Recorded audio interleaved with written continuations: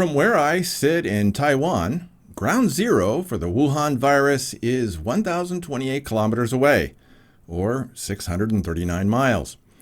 And with all the businessmen and tourists going back and forth between here and China, we're at the front lines of this issue. And we are not running around with our hair on fire. Unfortunately, some people have chosen hysteria over logic. This presents us with a great opportunity to learn how to be rational when everyone else is losing their mind. Welcome to the ShockCast. I'm John Little, recording on a cool Tainan evening on Saturday, January 25th, 2020. Before going on, hit the subscribe button and click that bell to receive a notification when the next ShockCast happens. Also, subscribe to the Shock Letter and receive my articles in your inbox at theshockletter.com.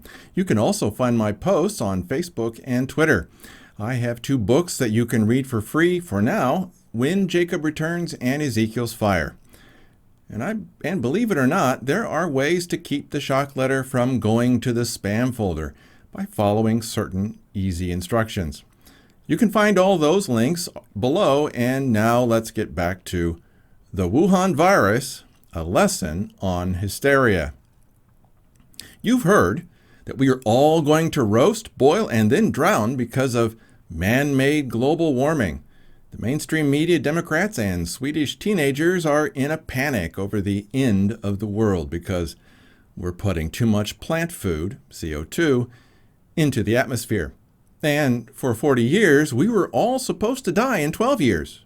First in 2000, then in 2005, then we were really going to die in 2012, and boy, were we going to die in 2020.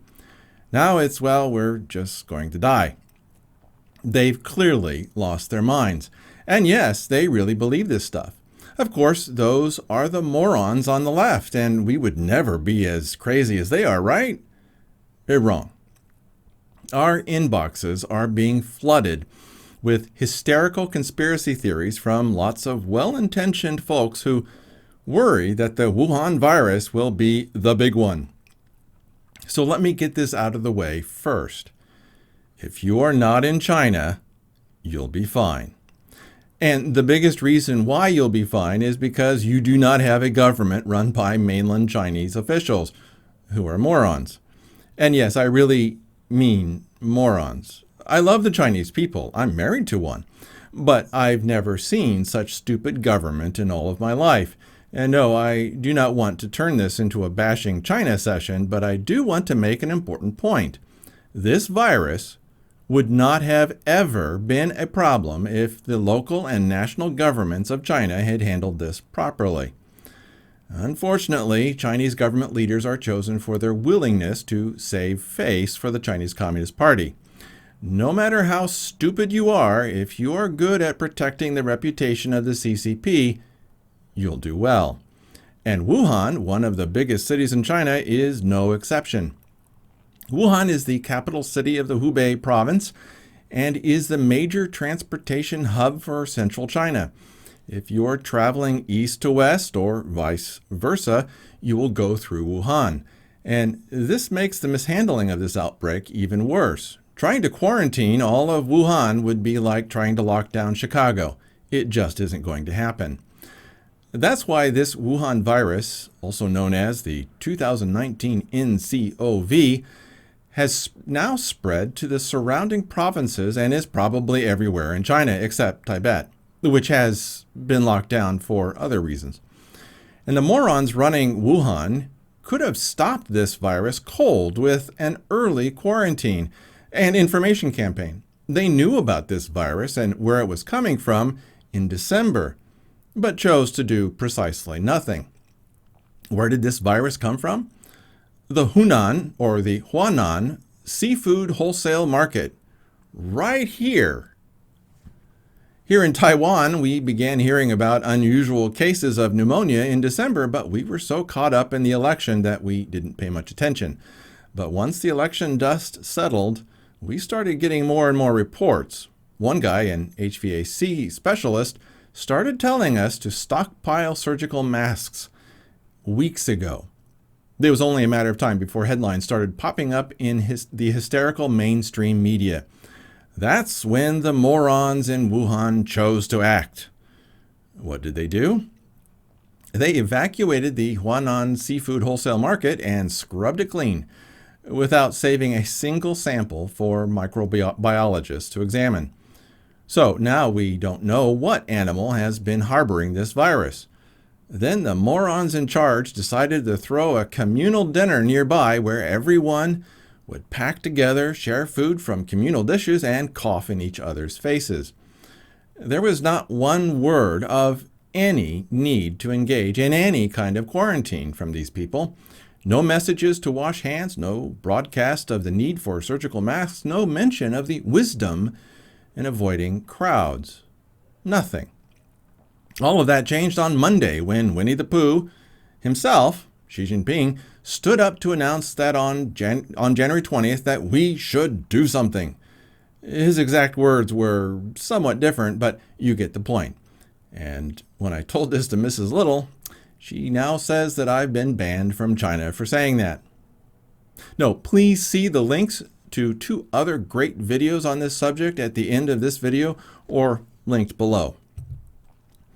Now, for those of you climbing onto the conspiracy theory bandwagon, the Wuhan government isn't smart enough to engage in a conspiracy, and they certainly couldn't keep it secret if they did. Please remember this quote: "Never attribute to malice that which is adequately explained by stupidity." And that's Hanlon's Razor, sorry, I can't even say it, by Robert J. Hanlon. I have spent decades studying how people and societies work, and you can never avoid looking at their governments while doing so.